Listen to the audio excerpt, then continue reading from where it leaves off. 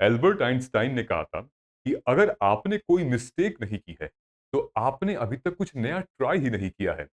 Albert हबार्ड ने कहा था कि हमारे जीवन की सबसे बड़ी जो गलती है ना, जो सबसे बड़ी मिस्टेक है वो ये कि हम मिस्टेक करने से डरते हैं। दोस्तों, बहुत सारे ऐसे एस्पिरेंट हैं जिनको लगता है कि उन्होंने बहुत अच्छी प्रिपरेशन की थी यूपीएससी प्रीलिम्स 2024 की, लेकिन इतनी मेहनत करने के बाद मेरा सिलेक्शन नहीं हुआ। मैं एक बहुत सीरियस कैंडिडेट था, लेकिन मेरा सिलेक्शन क्यों नहीं हुआ? मैं आपको रीजन बताऊंगा तो क्या आप बर्दाश्त कर पाएंगे? क्या आप तैयार हैं अपनी गलतियों को महसूस करने के लिए? Are you ready to accept your mistake? अगर हाँ, तो वीडियो को एंड तक देखिएगा, अदरवाइज आप यहीं से वापस चले जाइए। क्योंकि जो इंसान अपनी गलतियों को एडमिट करता है, जो इंसान अपने आप से वो मुश्किल क्वेश्चन पूछता है, वही इंसान पर्सनली ग्रो करता है और लाइफ में काफी सक्सेसफुल होता है। दोस्तों, मिस्टेक्स जो है ना, वो हमें सेल्फ रियलाइजेशन देती हैं कि हम आगे क्या करने क्या ना करें। आज पूरी की पूरी कहानी बताई जाएगी इस पूरे वीडियो में कि आखिर हम अपने मिस्टेक्स को कैसे रियलाइज करें, कहां कहां पर हमने मिस्टेक्स की है। अब एक मर्तबा स्क्रीन पर देखिए आप, my reason of prelims failure. आपका क्या रीजन है? आप मुझे व्हाट्सएप कर सकते हैं, टेलीग्राम कर सकते हैं, आप यूट्यूब पे कमेंट कर सकते हैं। आपका रीजन क्या है? मैं ये नहीं चाहता कि तुरंत आप बैठ के लिखने लगें। डिग डीप इनटू इट, इसका यूज करिए, देर तक बैठिए और रियलाइज करिए पिछले 1 साल में प्रिपरेशन में आखिर मेरी क्या चूक रह गई, कहां पे चूक रह गई। मैं आपको याद दिलाता हूं कहां कहां पे चूक हो सकती थी। मे बी आपने अपने सब्जेक्ट्स को इक्वल प्रायोरिटाइज नहीं किया, राइट? आप सीसैट में वीक थे, राइट? नो मॉक टेस्ट, आपने मॉक टेस्ट बहुत मुश्किल से कुछ ही लास्ट मोमेंट पे 1 महीने में दिया आपने। शॉर्ट नोट्स आपने अपने नहीं बनाए थे क्योंकि आपके पास टाइम नहीं था, टाइम मैनेज नहीं कर पाए थे। साथ ही में आपने किसी कॉन्सेप्चुअल क्लैरिटी पे आपका ध्यान नहीं गया, जल्दी जल्दी में हमने वो टॉपिक पढ़ लिया था। सबसे इंपॉर्टेंट चीज है, एग्जाम हॉल में जो प्रेशर था, एग्जाम हॉल में जो स्ट्रेस था, वो बर्दाश्त नहीं कर पाए और ब्लंडर कर दिया हमने एग्जामिनेशन हॉल में। नो टाइम मैनेजमेंट, हमें किस सब्जेक्ट को प्रायोरिटाइज करना चाहिए, किसको नहीं करना चाहिए, वो हमने नहीं सीखा है। और भी कई सारे रीजन हो सकते हैं, आप सोच के कमेंट करके मुझे बताइएगा। ठीक है? नाउ, मैंने ये देखा कि कुछ ऐसे मैच्योर एस्पिरेंट हैं जिन्होंने अपनी गलतियों को रियलाइज किया। मैंने इस वीडियो में बताया है कुछ ऐसे एस्पिरेंट्स हैं जिन्होंने हमें यूट्यूब पे कमेंट किया था। देखो बच्चे क्या क्या कह रहे हैं। ये देखिए, एक बच्चा लिखता है कि सर अ, मैं यूपीएससी हिंदी माध्यम से हूं, मेरा 5th अटेम्प्ट था और मेरा प्रीलिम्स नहीं हुआ, लेकिन मेरी फैमिली, ये मेरा लास्ट मौका था, अब वो शादी करा देना चाहती है मेरी फैमिली। लेकिन अब मुझे पता है कि मेरी ही पढ़ाई में कोई कमी रही होगी। अब मैं अपना 100% दूंगी। अब मैं परिवार वालों से लड़ूंगी और एक और मौका मांगूंगी, मेरा आखिरी अटेम्प्ट होगा। अपनी गलती को रियलाइज करिए। एक और एस्पिरेंट है, वो कहती है कि I am UPSC aspirant, prelims not qualified, it was my first attempt, I have identified my weakness and my mistake from this result. बहुत बड़ी बात है ये। अगर आपको लगता है कि आपको नहीं पता चल रहा है खुद की मिस्टेक, तो मुझसे कनेक्ट करिए। जब 500 रुपए दोगे ना और मुझे जब कॉल पे काउंसलिंग करोगे, तुम्हें सब पता चल जाएगा। ठीक है? कर लेना। No matter how you feel, get up, dress up, show up and never give up. ठीक है?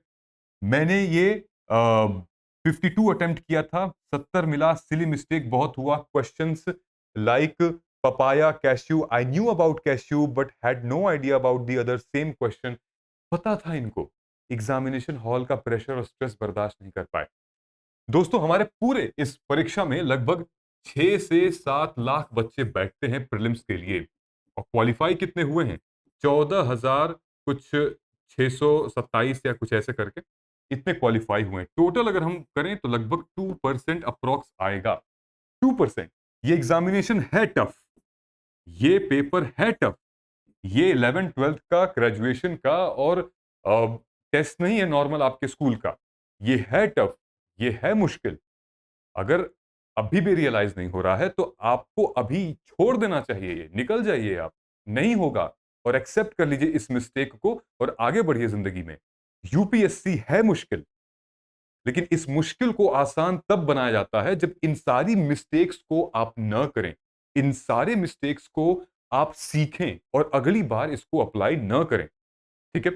ऐसे ही कुछ लर्निंग्स के साथ मैंने आप लोगों के लिए कुछ इंपॉर्टेंट व्यवस्था की हुई है। अब वो इंपॉर्टेंट व्यवस्था क्या है?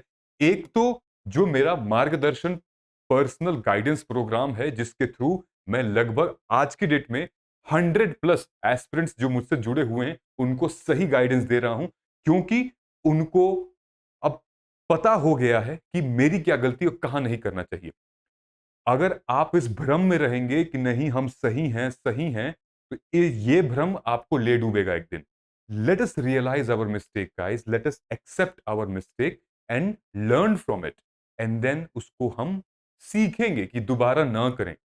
ये जो हमारा मेंटोरशिप प्रोग्राम है, इसमें यही होता है। मैं आपसे बहुत कठिन, बहुत बड़े और बहुत ही गहरे क्वेश्चंस पूछता हूं, जिससे आप कभी-कभी रोने भी लगते हैं और कभी-कभी आपका दर्द बाहर आता है। वो दर्द ही बनता है आपके सफलता का कारण।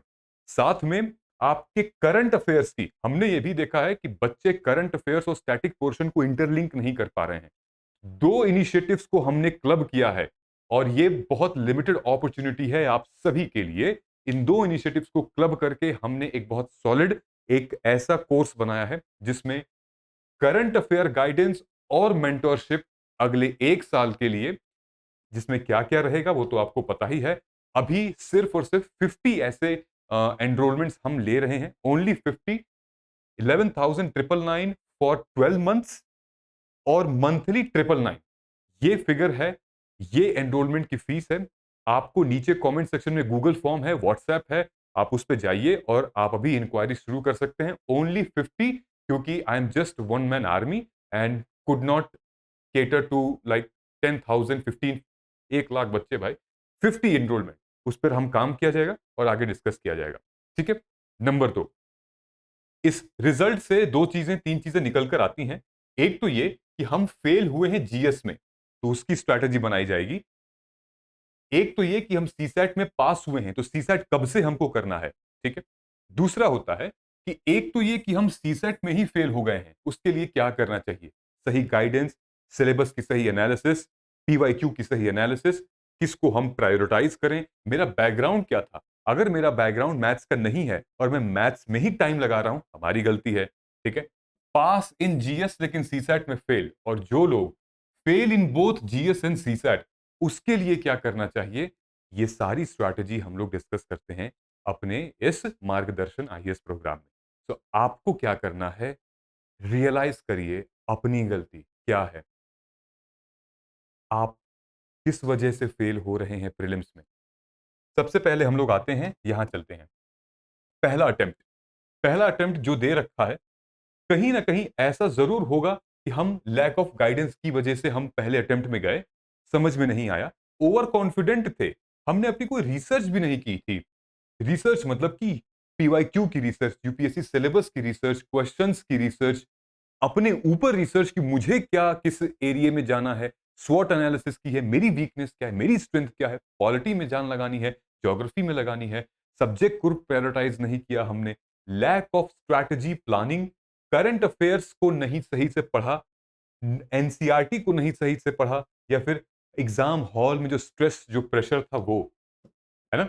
दूसरा चीज, जो एक एस्पिरेंट है, जो रिपीट अटेम्प्ट हैं, जिनका second, third, fourth, fifth attempt था, उन्होंने अपने मिस्टेक्स पे, जो गलतियों की मैं बात कर रहा हूं, वो ऑब्जर्व किए ही नहीं। बार बार वही गलतियां करते गए। हम लोगों को यह भी लगता है इस साल का अगर प्रीलिम्स नहीं निकाला तो फिर नहीं निकाल सकते, क्योंकि इस साल का पेपर आसान आया था। ऐसा नहीं है। ठीक है? अपने आप को और दर्द और इल्जाम मत लगाइए अपने आप पे। कहीं न कहीं लैक ऑफ कांसेप्चुअल क्लैरिटी हमें लग रही थी। हमने खुद रिसर्च एनालिसिस नहीं की, पास्ट ईयर क्वेश्चन पेपर की, सिलेबस एनालिसिस की। बहुत ज़्यादा रिसोर्सेज़ टेलीग्राम पे अंधा रिसोर्स है, हर जगह रिसोर्स, सबसे ज़्यादा पढ़ रहे हैं, नहीं करना है। हमने तो सेल्फ स्टडी की ही नहीं। हम सिर्फ वीडियो लेक्चर्स देखते गए, सेल्फ स्टडी तो की नहीं हमने। लैक ऑफ गाइडेंस का कहीं न कहीं बहुत बड़ा प्रकोप है। आप कहीं फँस गए, आपने खुद से ही समझ लिया कि ये ऐसे निकल जाएगा, गाइडेंस नहीं ली।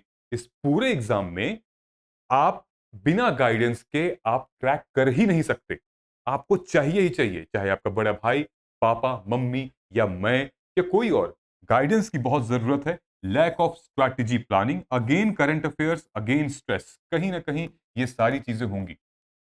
इनमें से अगर एक भी आपको लगता है कि जो मैंने प्रॉब्लम्स बताई हैं, जो मैंने रीज़न बताई हैं, प्रीलिम्स फेलियर का अगर आपको लगता है, तो आप अपने आप को खुशनसीब मानिए कि आपको लगता है कि मेरी मिस्टेक हुई है। दोस्तों, ज़िंदगी में लोगों को कई साल लग जाते हैं, तब जाके रियलाइज़ होता है कि मैंने ये गलती की थी, मुझे नहीं करनी चाहिए थी। हाथ से निकल जाता है वक़्त, तब रियलाइज़ होता है। आपके पास वक़्त भी है, हाथ भी है, मिस्टेक भी है, रियलाइज़ करो, वर्क करो उस पे। जिनका लास्ट अटेम्प्ट था उनके लिए दिल से सॉरी है। लक बहुत मैटर करता है दोस्तों इस पूरे एग्ज़ाम में, मुझे पता है। और कहीं न कहीं आप जो है वो यूपीएससी के लिए नहीं बने हैं। आप उससे भी बहुत ऊँचा एग्ज़ाम आप क्रैक करेंगे या फिर बहुत शिखर तक पहुँचेंगे। आपकी पढ़ाई और तैयारी वेस्ट नहीं गई है। आप बहुत ही सुलझे, सफल और योग्य इंसान बनेंगे। You are made for something else. Analyse आप भी करिए अपनी मिस्टेक को, और क्योंकि कहीं न कहीं गाइडेंस की कमी से ये सिचुएशन में हम लोग आए हुए हैं। ये पूरा का पूरा मसला था दोस्तों। आई होप आपको चीज़ें थोड़ी समझ में आई होंगी। And last but not the least, मैं इसलिए इसको बता रहा हूँ कि जो भी व्यक्ति सीसैट में इस बार नहीं निकाल पाया है, उसको ज़रूर सीसैट का एक बढ़िया कोर्स ले लेना चाहिए, क्योंकि ये सीसैट पिछले 3-4 सालों के सीसैट से काफ़ी ज़्यादा ईज़ी था। अगर हम ये नहीं क्रैक कर पाए, तो we have to seriously look into our shoes, और देखना पड़ेगा हमें कि कैसे हम अपने सीसैट को एज ले सकें। अगर आप सीसैट नहीं निकाल पा रहे हैं, तो फिर आप मेंस का जो अ, क्वालिफाइंग पेपर है, लैंग्वेज वाला, वो भी आप नहीं निकाल पाएँगे। तो लेट अस स्टार्ट, हम अभी से तैयारी करना शुरू करेंगे। ये सीसैट का हमारा बैच है, जिसके लिए आप खुद एनक्वायर कर सकते हैं और हम लोग स्टार्ट कर सकते हैं। आई होप चीज़ें आपको थोड़ी समझ में आई होंगी कि why I you failed in prelims, what was your reason?